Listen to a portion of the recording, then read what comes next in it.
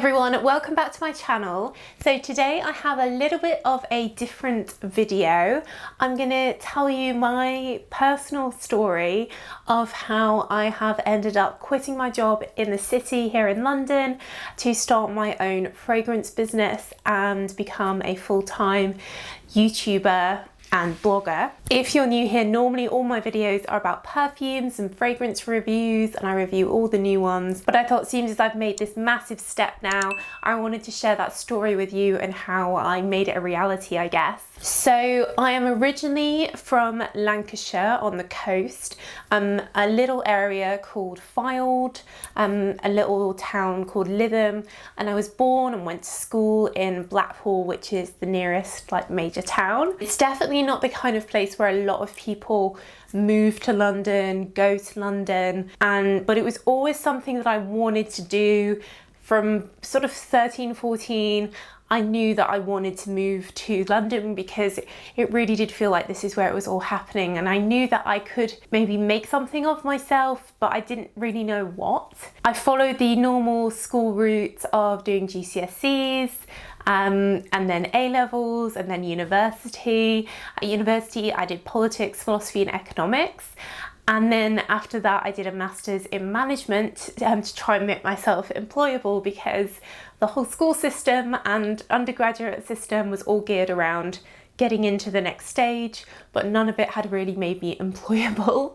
But then I ended up joining a graduate scheme here in London, one of the big four professional services firms, as a management consultant. And that meant that I could move to London. I had a job in London. This was probably the biggest moment in my life when I got accepted onto the scheme. I never thought I would make it onto the scheme.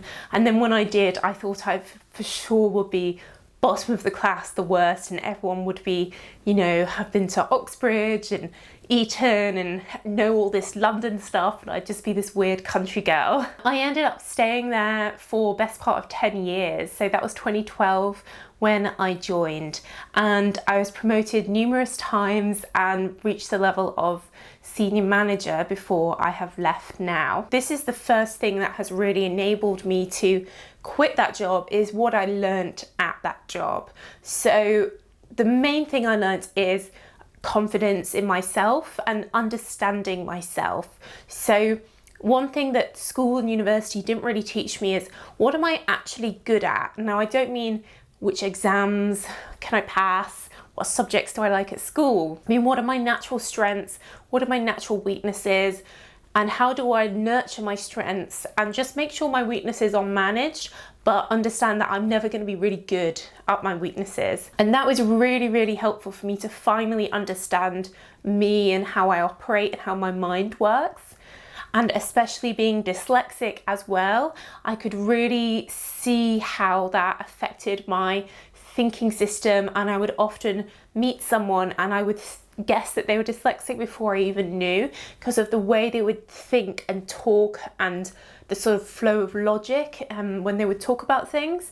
So that was really interesting. I've also really got into reading biographies about founders, startups, Elon Musk, through to the guy that made McDonald's, and I did start to see a pattern that a lot of them were dyslexic as well, and I felt that was really empowering. Now, when I was a student, I had a year's gap between my master's and then moving to London for the graduate scheme, and in that time I got a job at a local perfume shop in Lytham, an independent perfume shop.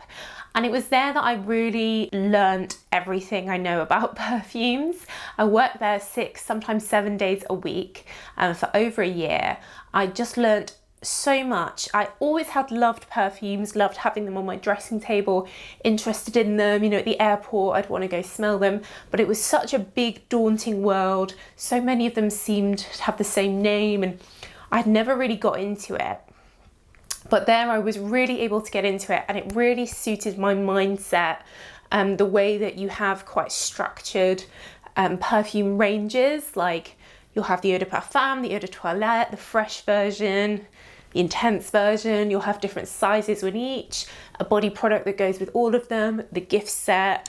And I just got to a point where I could sort of memorize all of them for all the different fragrance brands. And the other thing I learned is that people coming into the shop, most people don't really know what they like or what they want. So people would say, oh, I love fresh fragrances. And then the thing that they'd end up loving would be something that was really heavy and not fresh at all. Or they'd say, oh, I don't want flowery, and then they'd love a flowery one. And I realised that it was a bit of a dark art. It wasn't obvious what the difference is between La Vie Belle L'Eclat and La Vie Belle L'Eau de Parfum. And why should the average person even know that? And the whole sort of fragrance wheel and what kind of perfume you'll like. And I think I got pretty good at it. If people would say, these are the ones that I like from the past, I'd usually be able to recommend one that they'd like to try and they'd like it. So that kind of what inspired me to, when I did make my YouTube channel, to kind of demystify this dark art with all these different versions and different types of smells, and just try and make it simple and clear for the everyday person and the way that I had learnt, sort of sharing that knowledge, I guess. So I worked full-time here in London as a management consultant, and every year growing in confidence, understanding myself more, bringing out sort of natural leadership skills, realizing that I was very good at organization, that I enjoyed presenting and talking, but only really about stuff that I knew about. I think I'd be an awful salesman if I had to sell something I didn't believe in. I'm only really good at things that I actually care about. And my face is so readable, I can't hide what I'm thinking at all. And I really was completely focused though on the job in hand. Then something happened. So I got bacterial meningitis. One day, a morning, went into work, felt ill, went home, and by the end of the day I was in a coma in hospital. And it's a long story, and if you're interested I can do a whole video on it, so let me know in the comments.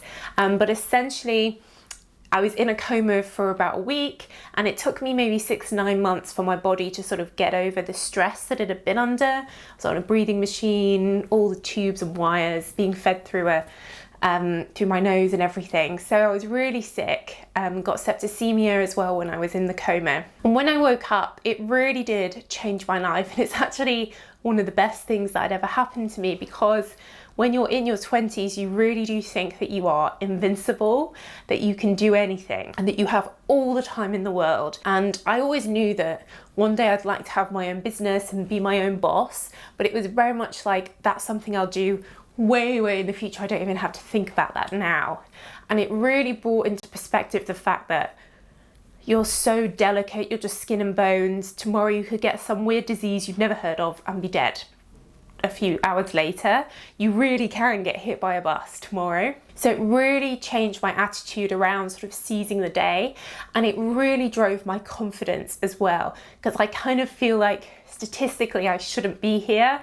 A lot of really lucky things happened with the treatment and everything that meant that I survived, and survived without any permanent damage, mentally or physically, which is what a lot of people who have bacterial meningitis end up with if they survive. So I really feel like every day is like a blessing, like I shouldn't be here almost. So I lost a lot of my fear and embarrassment, and I just didn't really care what people thought of me as much. And I just kind of figured, who cares if everyone thinks I'm weird? You know, in 100 years we'll all be dead and no one will remember me, so who cares? So it was really positive for me, really made me think differently. I went and jumped out of an aeroplane, did a skydive, did loads of things that I'd always wanted to do and just thought about doing tomorrow. And one of the things that I did was start my YouTube channel, because I'd always wanted to be like a children's TV presenter or something as a child. If anyone remembers Blue Peter here in the UK, I always thought that would be really fun. But it's such a closed industry, you have to know people, and you can end up auditioning, you know, a million times and getting nowhere. So it's never something that I seriously considered as a career, because it's just too uncertain. But I thought a YouTube channel, I can just do it and I don't need to rely on anyone. I just can find out how to film. You know, it's all online. Anything you want to know now, you can find that information on the internet. So I just learned how to edit, And some of my first videos are really awful, I know guys, but it was a case of just putting it out there and seeing what happened. And nothing happened. Like hardly anyone watched my videos, but I just kept going. And slowly, I started to get more views, more subscribers.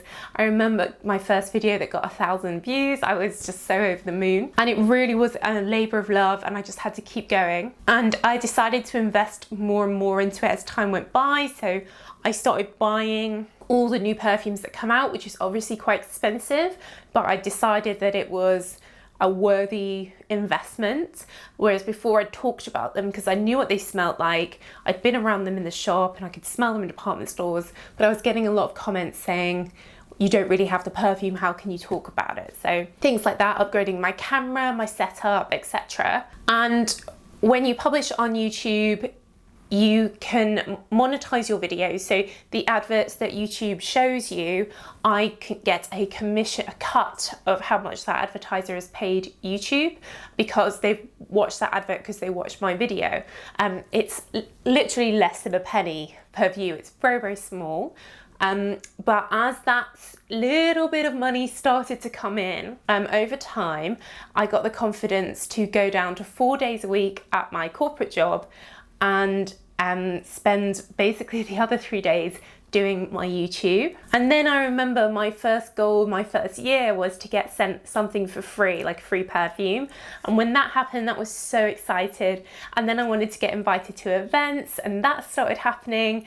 My next goal, it would be to get to go on like a trip abroad, like a blogger trip. That would be amazing. So hopefully that will happen at some point in the future. And of course, to reach the 100K subscriber milestone, because I get that really cool YouTube plaque. So I think it's really important to have goals and just keep working towards them and not expect success straight away. So during the pandemic, I was able to put even more time into the videos because obviously I wasn't doing anything else in those 3 days and in evenings, and I did really start to see momentum pick up. And then after the pandemic, I decided to take another leap of faith. And unfortunately, during the pandemic as well, my father had passed away with COVID, which was obviously the worst thing that's ever happened to me. It was just awful. But again, that just brought home the theme that life is so finite and you can't rely on there being a tomorrow. You know, Dad never got to retire. So I decided to take a sabbatical from work where you basically take 6 months off, you don't get paid. And that's what I did. And at the same time, with that extra time, I started my website. And again, I had to do so much research and reading. How do you create a website? How do you host it? How do you get an SSL certificate? How do you get Google to recognize it? How do you make it look good? How do you make it work fast so it doesn't load too slowly? All these different things, and started putting out articles, creating pictures to put on there. And slowly that is starting to grow as well, coming up in Google search results. Don't really earn any money from that, but in the long run, hopefully I will. So that really took me to the next step around deciding, am I going to go back to work after this sabbatical, or am I going to carry on doing this? Because I really love the 6 months of focusing totally on what I want to do in my own time, creating as many videos as I want, creating this website, doing all the other social media, and I really can work from anywhere. If I'm in a queue in the supermarket, I can do stuff on my phone, you know, that's working. I can grab 10 seconds working here and there, as well as sitting down, focused working as well, and I really love that. And I also love to travel. I'm trying to go to every country in the world, so again, I can travel when I want and work, you know, on the plane or wherever, just make it work for me. So yes, so I decided to quit my job. I can survive and pay my bills with the AdSense revenue from the ads here on YouTube. So that's why it's so important for you guys to keep watching and giving it a thumbs up and everything to help me, because it's literally putting food in my mouth. But of course, the other thing that I wanted to do was to start my own fragrance brand, and that has just been a huge leap in the dark. I really feel like I understand what people want, what people would like. Having spent all that time dealing with customers and seeing what they liked and didn't like, what sold, what didn't sell. I do think I understand the scent, the bottle, the branding. That would be really cool. I have whole videos on what my new perfume is going to be like, so I won't repeat myself here, but I've put a huge amount of time and effort into creating something unique, a beautiful bottle, and it took me quite a while to find out how to do all this, how to bring all those pieces of the supply chain together and create a fragrance, because it's all separate. And of course, creating a logo, creating the brand, the vision. I have a whole vision for a whole range of fragrances. So if this goes well, then hopefully there'll be more. I'd also love to do candles. But to start a fragrance brand, you basically have to buy all the stock up front. So I'm having to raise as much money as I can. My Kickstarter is down below. So crowdfunding is such an exciting way of people being able to support this venture, but they'll also get the perfume when it's out. So it's kind of almost like a pre-order, or you can just support me with a pledge. I'm also doing like video fragrance recommendations on Kickstarter as well. So do check that out if you haven't supported it already. And then I'll have to do different loans and things as well to be able to buy all this stock up front. Then the next step will be setting up my shop online to sell it to you guys, figuring out the distribution, the shipping, and then also trying to see if we can stock this in any actual physical shop. How amazing would that be? So there's so much more to come. It's really scary, but it's never boring. It's exciting. It's the first thing I think about when I wake up in the morning and the last thing at night. But I'm never bored. It's fun, and I just don't know what the possibilities are. I don't know what the future will hold. In 5 years' time, how will my YouTube be doing? How will my website be doing? How will my fragrance brand be doing? In 10 years' time, what's it gonna look like? I don't know, and that's what I love. The possibilities are endless, and it could go really well, or it could not, and that's the risk you have to take. So that is my story of how I sort of moved from having a full-time city job to leaving and doing my own thing. So yeah, I hope that was interesting. If you're still listening after all this time, then thank you. And do give the video a thumbs up if it's been helpful, and share it if you found it useful or interesting. Any dyslexics out there, let me know in the comments, and anyone who survived bacterial meningitis as well. I'm happy to talk more about that if you'd find it interesting. But yes, the number one thing you can do to support me right now is to support my Kickstarter page down below. So do check that out. But that's it, guys. So thanks so much for watching, as always, and I will see you in the next video. Bye.